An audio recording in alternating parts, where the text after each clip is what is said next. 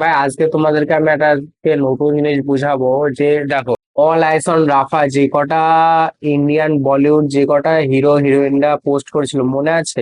স্ক্রিনে শো হচ্ছে যে কজন পোস্ট করেছিল। তারপরে all ice on Bangladesh Hindu, এটা তুমি কারোর স্ট্যাটাসে দেখেছো? দেখোনি। এখন এই নিয়ে প্রোটেস্ট তারা করেনি, এই নিয়ে তারা সাপোর্ট দেয়। বাংলাদেশে হিন্দুদের যে এখন কি অবস্থা সেটা কিছু কিছু লোকই জানে, যারা যারা সোশ্যাল মিডিয়াতে ফলো করে রেখেছে, আমার না আদার্স লোকেদেরকে ফলো করেছে, তারা যারা জানে যে কি কি সমস্যা চলছে। আমার কাছে কি কিছু কিছু ভিডিও এসেছে যেগুলি কিনে আমার এখানে শো হচ্ছে, তুমি দেখতে পারো।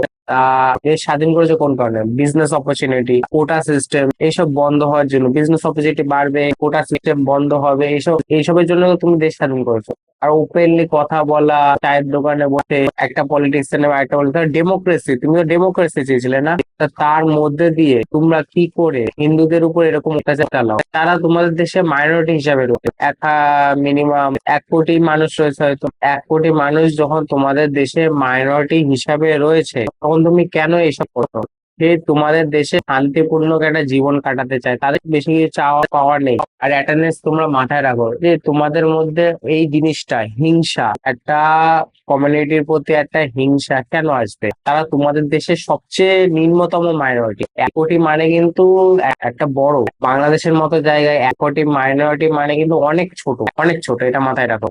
আর তুমি তাদের উপর অত্যাচার চালাচ্ছ, এটা কোনো কাজের মধ্যে পড়ে না, কোনো সিস্টেমেটিক এর মধ্যে পড়ে। স্ক্রিনে কিছু কিছু ভিডিও শো হচ্ছে, তোমরা দেখতে পাচ্ছ। এগুলো কেন করছো? কোনো রিজন আছে? তোমরা চেয়েছিলে কোটা সিস্টেম বন্ধ, তোমাদের দেশের থেকে 30% নয় যে কোটাটা ছিল ওমেন কোটা, তারপরে আদার্স মাইনরিটি কোটা, তারপরে যে ফ্রিডম ফাইটার কোটা, সব বন্ধ হয়ে গেছে।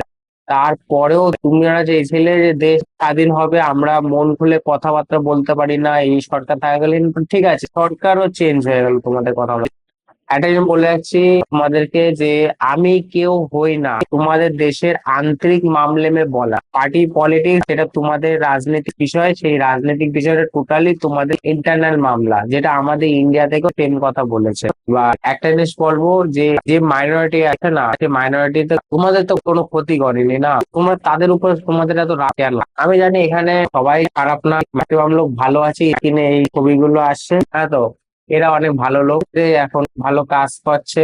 আমি বলতে চাচ্ছি যে একটা ভিড়ের মানে একটা গন্ডগোল নয়, একটা প্রোটেস্টের আরে লুকায় থেকে যারা মাইনরিটির অ্যাটাক করে, আমি তাদের কথা বলছি। তাদের এসব করা উচিত না। তোমরাই বলো, তোমরা তো ইয়ং জেনারেশন বাংলাদেশে, তোমাদের পছন্দ হবে তোমাদের দেশে মাইনরিটিদের কেউ তাদের বাড়ি ভাঙচুর করুক, তাদেরকে মারুক ধরুক? এসব পছন্দ হবে? অবভিয়াসলি হবে না, আমি জানি।